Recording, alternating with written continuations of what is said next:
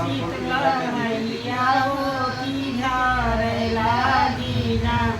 अपनी लंबी लंबी केसिया मैया झार लागीना अपनी लंबी लंबी केसिया हो की झार लागीना अपनी लंबी लंबी केसिया हो की झार लागीना अपनी लंबी लंबी केसिया हो की झार लागीना गोवा चढ़लया मैं भूल के गाओ ना एकदम। जहो पूछइयो लागे ना मैया कहाँ के तैयारिया हो पूछइयो लागे ना मैया कहाँ के तैयारिया हो पूछइयो लागे ना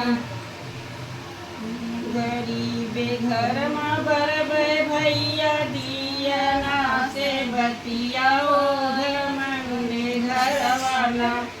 और बेकार भैगु मनवाओ घर मंडे घरवाना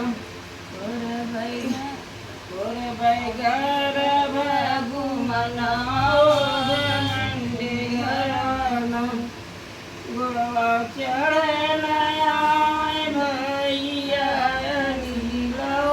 पूछइयो लागे ना मैया कहाँ के तैयारिया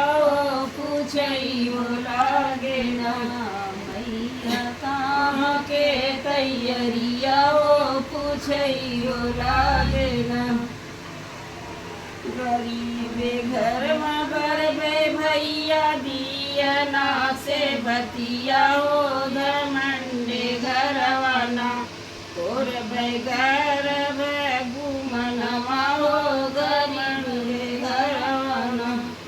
और बेगर भैगु मनवा हो घमंडे घरवाना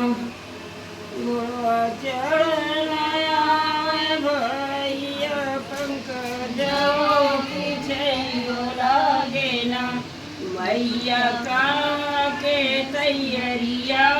पूछइयो लागे ना मैया कहाँ के तैयारिया पूछइयो लागे ना